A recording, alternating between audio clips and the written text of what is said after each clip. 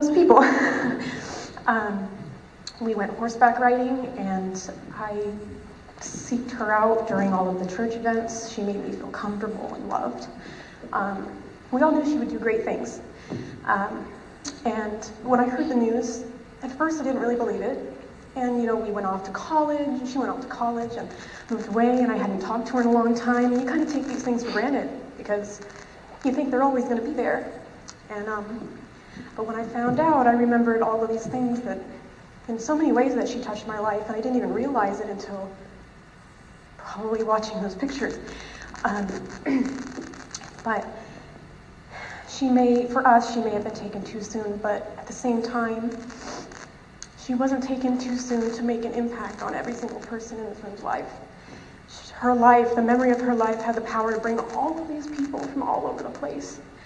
And I'll probably have to hang on to that for a while because there's a reason for all of this.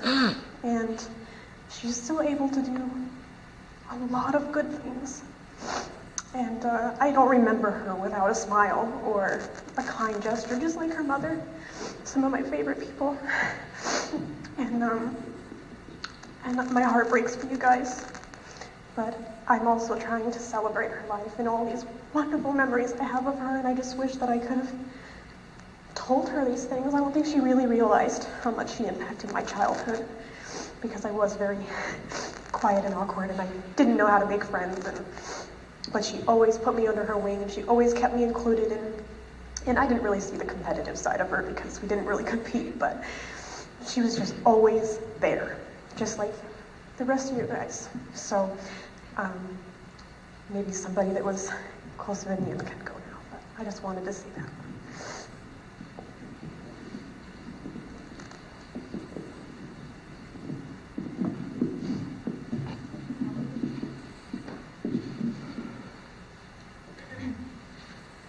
Jessica was my closest friend throughout veterinary school. Because both of our names were Jessica. She went by JB and I went by JK. We met at our orientation, which was a couple of days prior to our classes starting, and we hit it off from there. We had to, I don't know if you heard the stories of Cole, but we had to do a bunch of strange team building exercises, and I just remember Jess always standing there just kind of smiling and has, just her little look on her face, and she was just sort of telling everyone, like, not telling them what to do, but explaining, like, oh, we can try this and this, and it always worked because she was a genius. Yes, we were assigned to the same anatomy laboratory group, and those people just kind of become your friends because you spend pretty much a full-time job worth of stinky hours in the lab, and so, of course, we spent a lot of evening and weekends there as well. She'd invite me over after classes, and we'd make homemade pizzas and do puzzles and quiz each other idly from our open notes sitting beside the more important things that we were doing. We'd talk about anything and everything, how we got to vet school, what we did before, what the uncertainty of the future might hold, and of course anything related to cats. Jess was always so easy to talk to and so non-judgmental. We sat in the back row, called ourselves the back row heroes.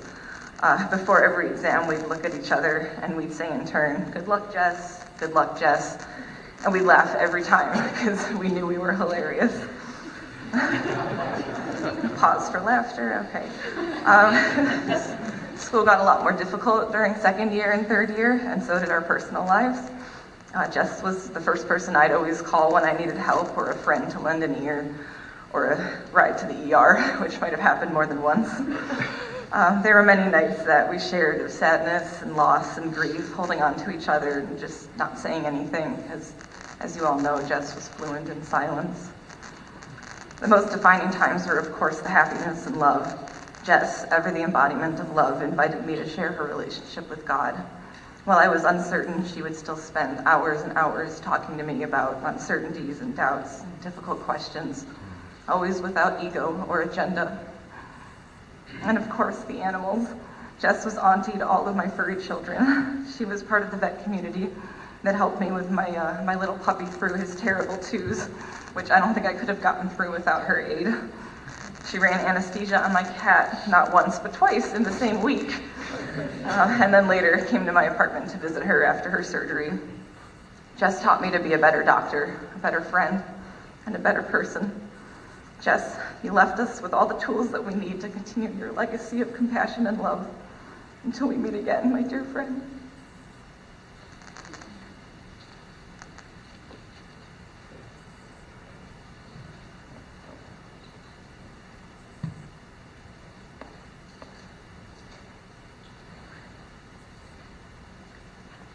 I know that I personally would have liked to have had Jess around a little bit longer, but, can I say God's timing's always perfect. And he had ordained her days before she was born. And God is good.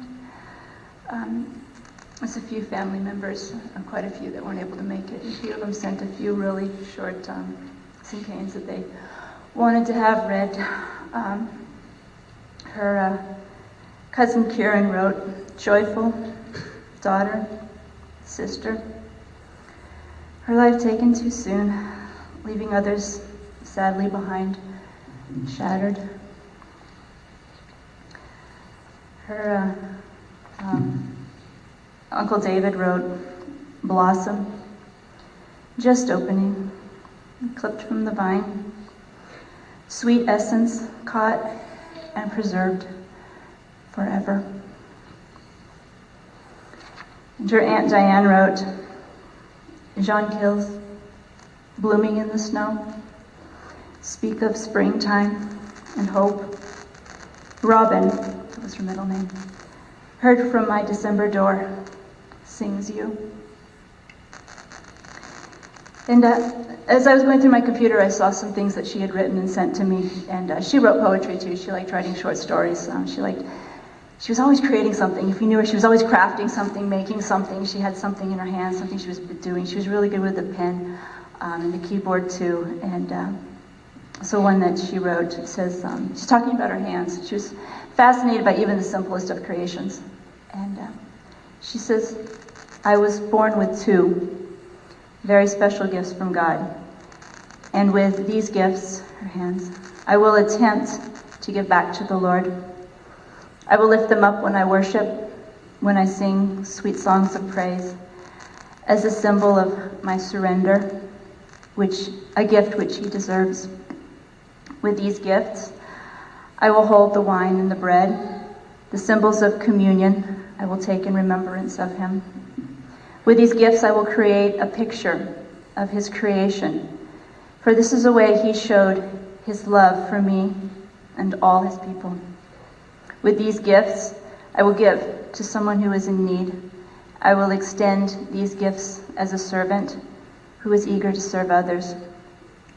With these gifts the Lord gave me, I will give back to him, a symbol of my love, in the form of an outstretched hand." She wrote that when she was 15, and she did live her life with an outstretched hand. If you were ever around her, she was always making something, serving someone. And I don't know all the details about heaven, but I'm sure right now she's extending her hand to God, worshiping him. She's probably also washing dishes, mucking stalls, creating something. It's just the way that she lived. It was always giving and serving and using her hands.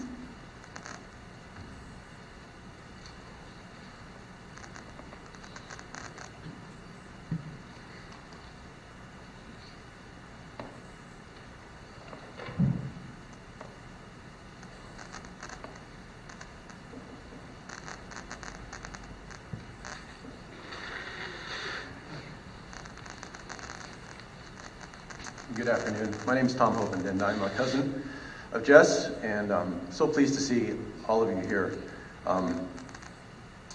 We had the pleasure of getting to know Jess in Bellingham while she attended Western Washington University. And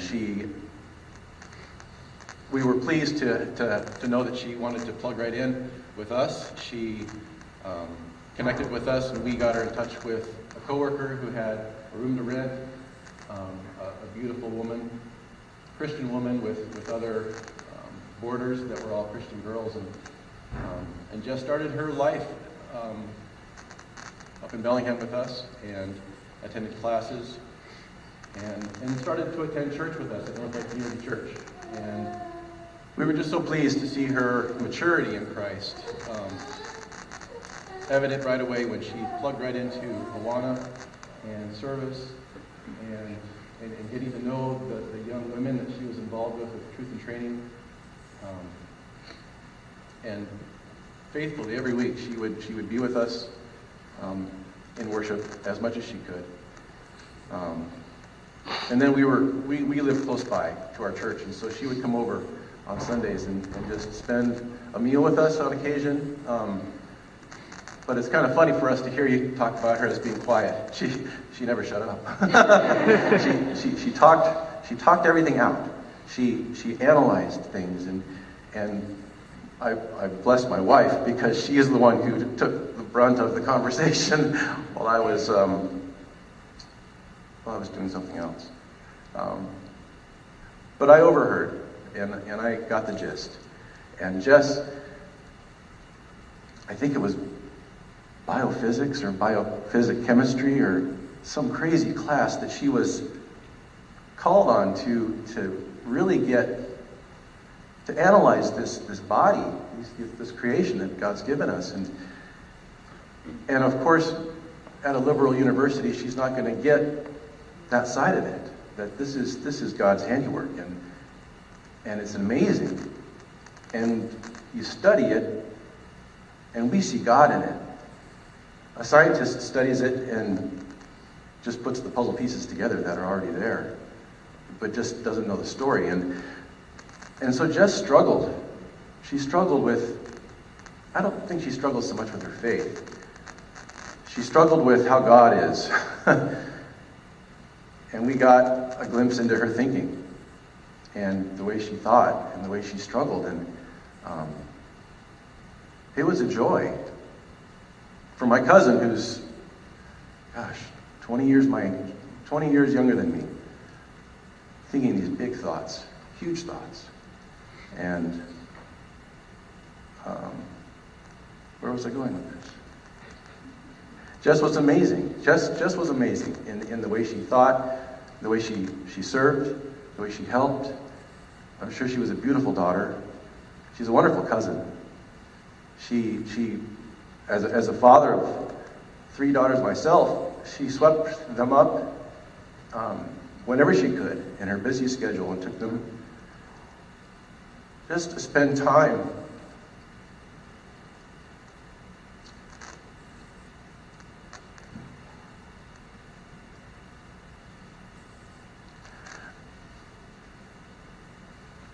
So it was great to see her move forward, keep moving.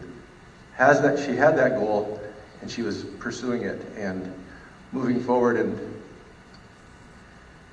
And I think that struggle in Bellingham and at Western was the crucible that the Bible talks about, that all of us go through at some level, where God is pressing us, and God He's got like a crucible. The fire is on us, and we, as this metal, is getting purified, and the dross is rising to the top, and He's skimming it off, and we're getting closer and closer to be like Him. And I think that's where Jess, we got to be a part of that with Jess, and I'm pleased for that. I'm happy for that, and I know that now she's in the presence of perfection. She herself is perfect. She doesn't have to study it anymore. She knows it. And that's awesome.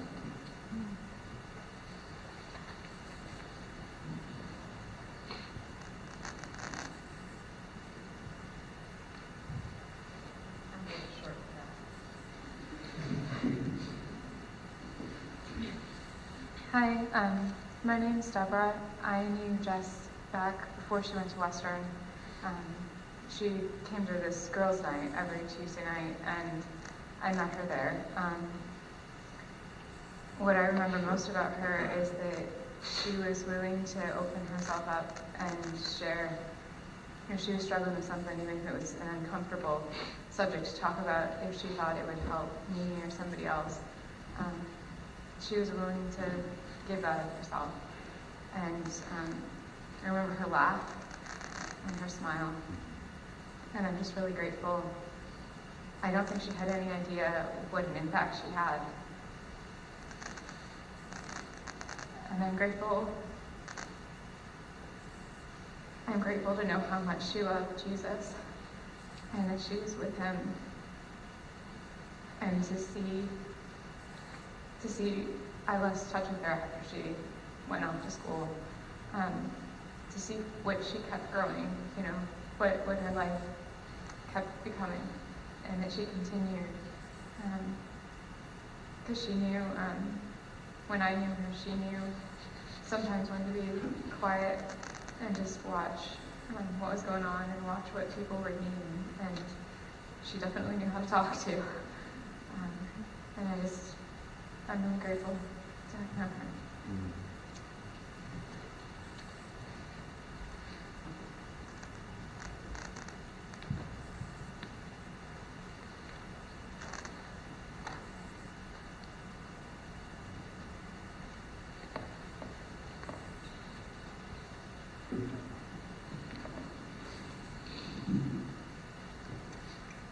Jess was my little sister, and growing up with her was an adventure to say the least. She played the part of the annoying little sister. When we were little, she would always be following me around, and whenever she got in trouble, she would always make it her mission to take me down with her. And I just remember growing up, we were constantly competing, and in everything, in school, in games, in activities. I remember even just recently, I had gotten a new game that I played before, and I challenged Jessie to it, and we played a few games. I won every single one of them, but she was like, "No, I'm going to keep playing this game with you until I beat you at least once." And we went through like 10 games, and then she beat me, and she won again and again, and I started losing. So that was just our life growing up, constantly competing. I remember being homeschooled. We would compete for trying to get the better scores in school. It would be, I might get the better score in school, but she would always try to beat me by being the first one done with her homework, which most of the time she was. And just that constant challenge, it was frustrating at first, just having her constantly competing with me, constantly being around. But in that, you get to know someone extremely well, and we did so many things together. We were at camps together, activities, youth, so much so that people thought we were twins for the longest time. You would go there are some people who legitimately went years thinking we were twins before we had to break the news to them. But just having adventure after adventure with her, I may not appreciate it as much at the time, but it was incredible having kind of that person, that sibling at your side, just to experience life with, and who knows you almost better than you know yourself. These are always around you, they're always watching you.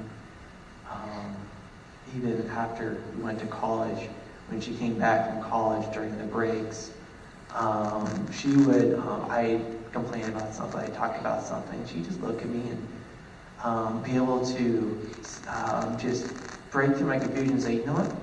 Stop it. You're overanalyzing. It's this way, this way, this way." And just having her there and talking with her and having time just having lunch or playing games, sitting down. It was, she had such a confidence about her, confidence I always envied. She could go into any situation with almost complete confidence. She would go in, she would just own it. and everyone around her just if you could put everyone at ease.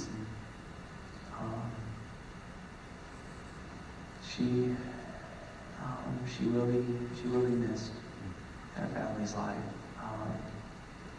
But I'll always have the memories of the adventures we had together, and they were incredible.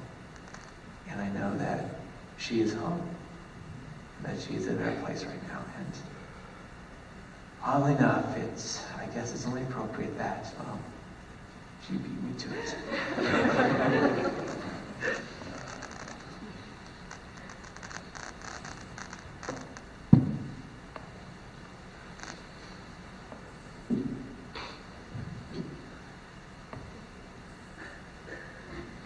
Wow. Thank you all for coming. This is amazing. Thank you. I'm learning last week just how many lives Jess really touched. And she mentioned things that were going on in her life, and we get just little glimpses of it. But then we have seen so much in Facebook and emails and phone calls, and it has been marvelous. When Jess was very young, and I don't know how young, her goal was heaven-bound when she accepted Jesus as her Lord and Savior, and she was young. I don't even know that she was officially in our homeschool then, but she had committed that she would do that. She would accept Jesus as her Savior, and she continued to renew that many times. And it became such a part of her that when she got her first email, her name, of course, became heaven-bound. And that has been that way ever since. And she's always been competitive. If things weren't active enough, she would poke the bear. A lot of times it was Dan. And he would get, oh my. But they would always work it out. Dan would generally walk away, But I had such an awesome privilege of homeschooling her and encouraging her along with the other children. That is a treasure. When Dan was starting kindergarten, she was a year plus younger. She was determined she would not allow him to go to kindergarten and start without her. That was just not acceptable. And she kept up with him all the way through 5th grade. And Dan was doing so well that, 6th grade is a repeat of everything, and that was just a waste of time and effort as far as I was concerned. So I bumped Dan to the 7th grade. He skipped 6th. Jess was not happy. I wouldn't bump her. And so from then on, they were 1 grade apart, but they still competed. But Dan and I were talking the other day and how he was started college at 17. Lo and behold, she starts college at 16. But it has been a delight. And I have seen her pack so much in 26 years. Not knowing that she wouldn't have 20 more years of packed. But she touched so many lives, including her family. And it has been an awesome experience. And I so thank the Lord that I was privileged to be her mother, her teacher, her friend.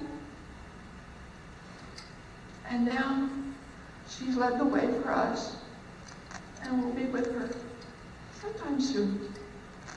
But in the meantime, we get to pack as much as we can and serve our God as much as we can. And just be so glad that she's been a model for us. And I thank the Lord for that so very much. Thank you again for each one who's here.